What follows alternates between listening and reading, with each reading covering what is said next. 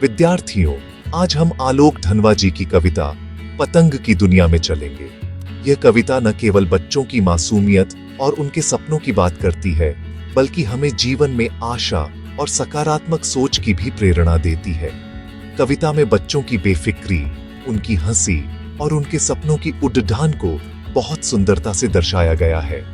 बच्चे जब खुले मैदान में दौड़ते हैं तो उनकी आंखों में एक अलग ही चमक होती है, मानो वे अपने सपनों को छू रहे हों। कविता की शुरुआत शरद ऋतु के आगमन से होती है। शरद ऋतु का मौसम अपने साथ नई ताजगी, नई ऊर्जा और नई उम्मीदें लेकर आता है। भादों की भारी बारिश और अंधेरा अब बीत चुका है।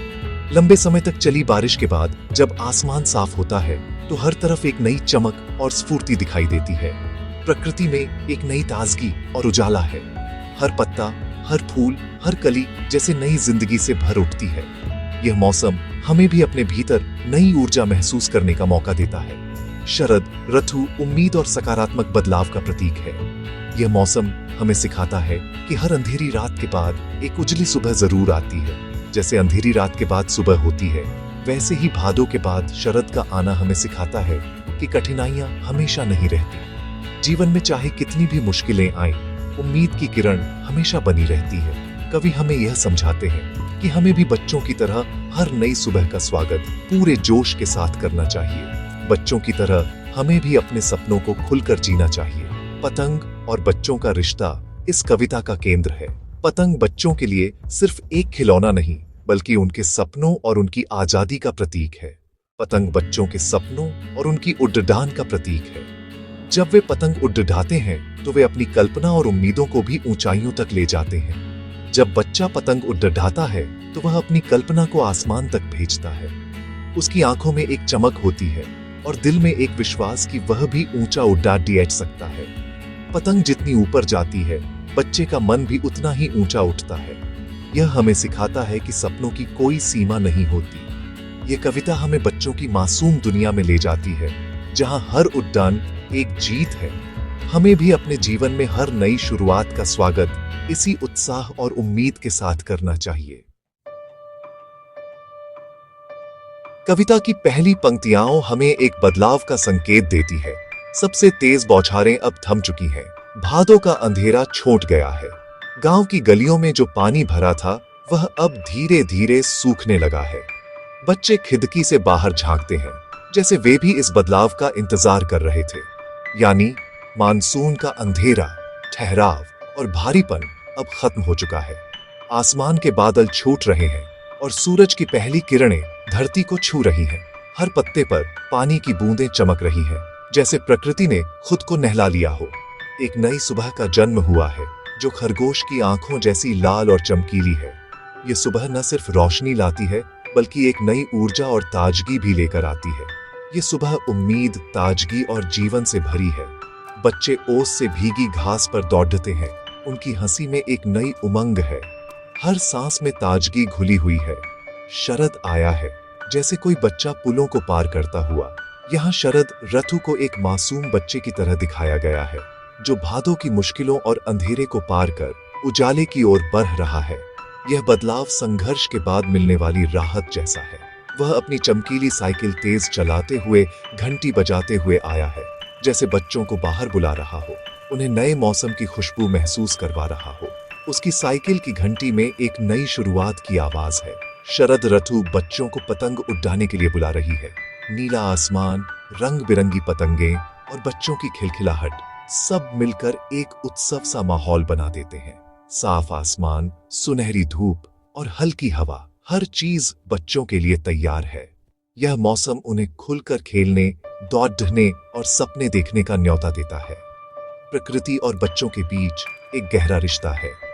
बच्चे पेड़ों की छांव में बैठते हैं, हंसते हैं, खेलते हैं, जैसे प्रकृति उनकी सबसे अच्छी दोस्त हो। प्रकृति बच्चों की भावनाओं को समझती है और उनके लिए आदर्श वातावरण बनाती है। हर पत्ता, हर फूल, हर हवा का झोंका बच्चों के मन को छू जाता है। कवि का संदेश यही है, जीवन में जब भी नया अवसर मिले, बच्चों की तरह पूरे जोश, मासूमियत और खुले दिल से उसका स्वागत करें। हर सुबह एक नई शुरुआत है और हर मौसम एक नई उम्मीद। दूसरे काव्यांश में कवि बताते हैं कि शरद ने आकाश को इतना मुलायम बना दिया है कि पतंग आसानी से उड़ेडिएच सके। बारिश के बाद आसमान साफ और नीला हो जाता है, मानो पतंगों के लिए नरम बिस्तर बिछा हो। पतंग दुनिया की सबसे रंगीन और हल्की चीज है, बच्चों की कल्पना की तरह। पतंग का हल्कापन बच्चों के मन के हल्केपन का प्रतीक है, जो चिंताओं से मुक्त होता है। सबसे पतला कागज और बांस की सबसे पतली कमानी मिलकर आसमान छूने का सपना पूरा करती है। ये सिखाता है कि साधारण चीजें भी असाधारण ऊंचाइयां छू सकती हैं, अगर उनमें संतुलन और इच्छा हो। बच्चों की दुनिया शुरू हो चुकी है, सीटियों, किलकारियों और तितलियों की नाजुक दुनिया, जहां सिर्फ आनंद है। अब कवि का ध्यान बच्चों पर है, जो पतंग उड़ा रहे हैं। इन बच्चों की मासूमियत और चंचलता आसमान में उड़ती पतंगों की तरह है, जो हर दिशा में अपनी राह खुद बनाती है। उनकी आंखों में सपनों की चमक है और उनके दिल में एक अनकही उम्मीद। वे कहते हैं, जन्म से ही वे अपने साथ लाते हैं कपास। यानी बच्चे कोमल और चोट सोखने वाले होते हैं। जैसे कपास हर चोट को अपने भीतर समेट लेती है, वैसे ही बच्चे भी हर दुख को मुस्कान में बदल देते हैं। उनकी कोमलता में एक अनोखी ताकत छुपी होती है, जो उन्हें हर परिस्थिति में सहज बना देती है। कपास की तरह बच्चों का मन भी निर्मल और पवित्र होता है। उनकी हंसी में सच्चाई और उनकी बातों में सरलता होती है। वे बिना किसी छल कपट के अपने मन की बात कह देते हैं। उनकी मासूमियत हर किसी का दिल छू जाती है। पृथ्वी घूमती हुई आती है उनके बेचैन पैरों के पास। बच्चों की ऊर्जा इतनी है कि पूरी दुनिया उनके इर्द गिर्द घूमती है। उनकी चंचलता से घर आंगन में रौनक छा जाती है और उनकी हंसी से हर कोना गूंज उठता है। वे जहां भी जाते हैं, वहां जीवन की एक नई लहर दौड़ जाती है। बच्चे हमेशा कुछ नया खोजने को उत्सुक रहते हैं। उनका उत्साह कभी खत्म नहीं होता। वे हर चीज में जिज्ञासा से झांकते हैं, हर सवाल का जवाब ढूंढते हैं। उनके लिए हर दिन एक नई खोज है और हर क्षण एक नया अनुभव। जब वे दौड़ते हैं, बेसुध छतों को भी नरम बना देते हैं। उनका उल्लास कठोरता को भी नरम बना देता है। उनकी मासूमियत और खुशी से पत्थर दिल भी पिघल जाते हैं। बच्चों की उपस्थिति से हर जगह में एक अलग ही मिठास घुल जाती है। वे दिशाओं को मृदंग की तरह बजाते हुए दौड़ते हैं। उनके पैरों की धमक एक संगीत बन जाती है। उनकी दौड़ में एक लय है, एक ताल है, जो पूरे माहौल को जीवंत कर देती है। उनके कदमों की आवाज में जीवन की धड़कन सुनाई देती है। डाल की तरह लचीले वेग से बच्चे दौड़ते हैं, उनकी स्फूर्ति और बेखौफ अंदाज का प्रतीक। वे हर बाधा को खेल खेल में पार कर जाते हैं और हर मुश्किल को मुस्कान से हल्का बना देते हैं। बच्चों की यही ऊर्जा और मासूमियत दुनिया को खूबसूरत बनाती है। कविता अब रोमांच के शिखर पर है, छतों के खतरनाक किनारों तक। बच्चे पतंग उड़ाने के जोश में छत के किनारों तक पहुंच जाते हैं, लेकिन गिरते नहीं। उन्हें बचाता है उनके रोमांचित शरीर का संगीत, उनका आत्मविश्वास और संतुलन। पतंगों की ऊंचाइयां उन्हें थाम लेती हैं, महज एक धागे के सहारे। बच्चों का पूरा ध्यान पतंग पर होता है, मानो वे भी पतंग के साथ उड़ेडिएच रहे हों। वह नाजुक धागा बच्चों की आशाओं और सपनों को भी साधे हुए है। बच्चों के शरीर के हर रोम छिद्र से संगीत निकलता है। वे पतंगों के साथ साथ खुद भी उड़ेडिएच रहे हैं। कभी कभी बच्चे गिर भी सकते हैं, लेकिन अगर वे बच जाते हैं तो और भी निडर हो जाते हैं। गिरकर बचने के बाद वे सुनहले सूरज के सामने आते हैं, यानी नई ऊर्जा और आत्मविश्वास के साथ। अब पृथ्वी और भी तेज घूमती हुई उनके पास आती है। उनका साहस और गति बढ़ जाती है। गिरने का अनुभव उन्हें धीमा नहीं करता, बल्कि और मजबूत बनाता है। हर चुनौती, हर असफलता एक अवसर है कुछ नया सीखने का। बच्चों का स्वभाव हमें सिखाता है, मुश्किलों से डरना नहीं, बल्कि उनका सामना करना चाहिए। जीवन में गिरना भी जरूरी है, ताकि हम और भी ऊंचा उड़ेडिएच सकें। पतंग कविता की सबसे बड़ी खूबी है।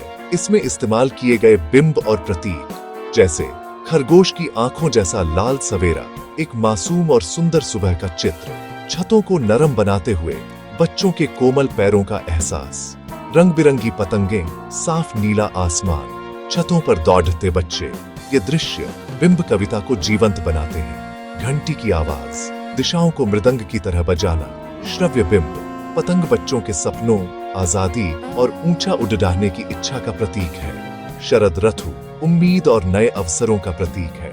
कपास कोमलता, सुनहला सूरज निडरता और उज्जवल भविष्य का प्रतीक है। कविता हर इंसान के जीवन की कहानी बन जाती है। आलोक धनवा जी ने बच्चों के मनोविज्ञान को गहराई से समझा है। वे बच्चों की दुनिया को रंगीन, ऊर्जा से भरपूर और कल्पनाशील दिखाते हैं। कवि ने बच्चों को एक बच्चे की नजर से देखा है, इसलिए कविता सच्ची लगती है। प्रकृति को बच्चों के सहयोगी के रूप में दिखाना, शरद ऋतु, मुलायम आसमान, घूमती पृथ्वी, सब बच्चों के लिए। बच्चों के लिए उनकी अपनी दुनिया ही सबसे बड़ी सच्चाई होती है। बच्चे खतरों का आकलन बद्दों की तरह नहीं करते। उनके लिए रोमांच और मजा डर से ज्यादा महत्वपूर्ण है। यही निडरता और रोमांच उन्हें गिरने से बचाता है और गिरकर भी वे और साहसी बनते हैं। पतंगों के साथ साथ वे भी उड़ीडीडीएच रहे हैं, बच्चों की कल्पना की शक्ति का शिखर। पतंग कविता जीवन के उत्सव का गीत है। ये सिखाती है कि हर पल को बच्चों की तरह उत्साह और मासूमियत से जिए।